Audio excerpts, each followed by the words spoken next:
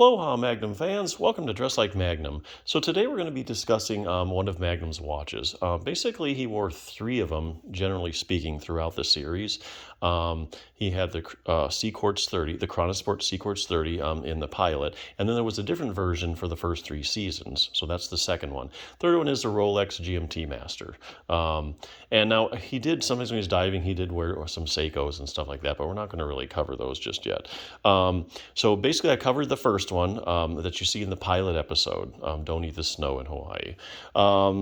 What I have to tell you is that that I've said in that video, it's in the opening credits, the one that was in the pilot, and that's the watch that people look at and they go, "Oh man, look at that watch!" You know, he's holding his hand up with a 45. Like, what a cool watch! I want one of those. Well, actually, that's not the one you want. That one looks totally, well, I won't say totally different, but it doesn't have any numbers on it, so people don't really like that one as much. It has what they call batons, or these little hash marks instead of numbers. So they're out there. I've seen a few of them. They don't really look, they don't have the aesthetically pleasing as the one that he wore in the first three seasons. And that's the one we're going to talk about today. So first, I'm going to tell you exactly what to look for if you want to find the exact one, if you want an exact match. First, I got to tell you, there's a lot of different SeaQuartz 30s out there. And even if you don't have one that's exact, even if you have one that's close, because, you know, maybe the dial's a little bit different, the writing on the dial and stuff, you know, if you put on any SeaQuartz 30, you're going to be close, okay? It's a black dial, and it'll look from a distance, you'll have still the whole feeling and the whole essence of Magnum. So you can't really go wrong with a SeaQuartz 30, you know, even if it's not perfect. But this video, I'm going to cover exactly what to look for if you want the exact one that he has, okay? So I'm going to start off with a screenshot that I have. So this is actually the one that he wore, and you can see there's three things you want to look for to get it right, okay? The first one is, this is called the bezel, okay? And the font on the bezel, that's really different. If you get looking at different SeaQuartz 30s, you're going to find there's different fonts, okay? And that's what, you know, the style of the lettering or the numbering. Back in the day when they were putting these watches together, they outsourced parts from various different distributors, okay? And so, you know, they might have a pile of these bezels, and then these bezels are from a different company. They're basically the same size and everything, but maybe the font's a little different. Maybe some of these things are like a gold color, and some of them, the fonts are just totally different. But that's why. So, you know, they grab a part here, a bezel here, you know, a case back here, you know, and so that's why you have these SeaQuartz 30s going around that look so totally different. You know, it's just a matter of the outsourced parts were different. Whichever one they happen to grab, you know, so that's why you get such different combinations of SeaQuartz 30s, you know, if you look at like the bezels, for instance.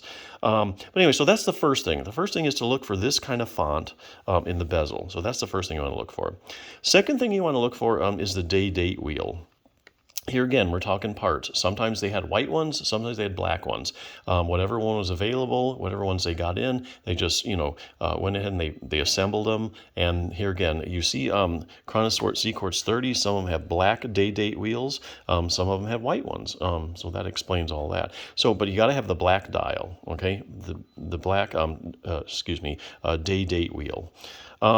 That's the second thing. Now, the third thing you want to look for is actual writing down here, and the writing here. Okay, so a lot of the SeaQuartz 30s, they say SeaQuartz 30 on them, okay? Magnum's didn't. His says quartz on it. Now, you can find them that say quartz, but they're not in italics, okay? Here again, different dials, different distributors, you know, things like that, whatever one they happen to grab that day and assembled. So it has to be in italics, the word quartz. And the last thing is it should say Swiss made. Some of them say T Swiss made T. Now, this all denotes the lume is like what they put on here to make it glow in the dark. That means like tritium, the T Swiss made T. So anyway, won't go into all that. But anyway, those are the main things you need to look for if you're going to get the exact one. The case backs are all pretty much uniform as far as I can tell, because I've had maybe 3 or 4 of these. So here again, make sure the font's correct on the bezel. Make sure it's a black day-date wheel. And make sure it says quartz in italics, and make sure it says Swiss made. You got all that, you're doing pretty good. And isn't it funny on the show? This is a screen grab.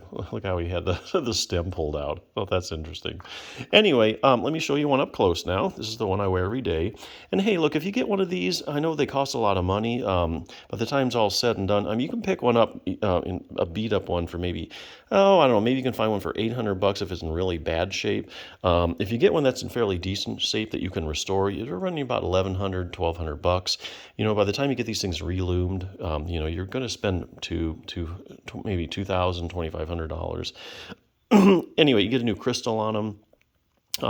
This one I've had restored. It's got a sapphire crystal on it, so it's really durable. It won't really scratch that much, unless a diamond is one thing that will scratch it. But this one is totally exact. It took me a long time to find this one. So here again, here's one up close. Here's all the elements. You can look at it. Because it says Swiss made, font's correct. It says quartz in italics, and the date wheel is black. Like I say, these aren't impossible to find, as some people might tell you.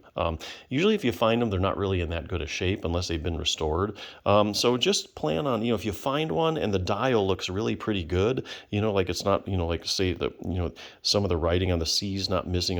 If you have a clean dial, you can work from there, because you can get parts from other watches that are similar.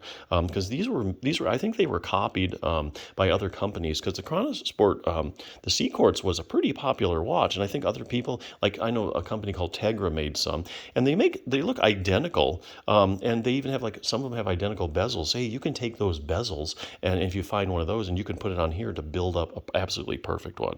So anyway, enough of that. This is the one he wore in the first 3 seasons. It's my favorite. I think if people had to pick between the Rolex and the SeaQuartz 30, they'd pick this one every time. I mean, it's just, but I'll cover those other watches later on. But until next time, aloha.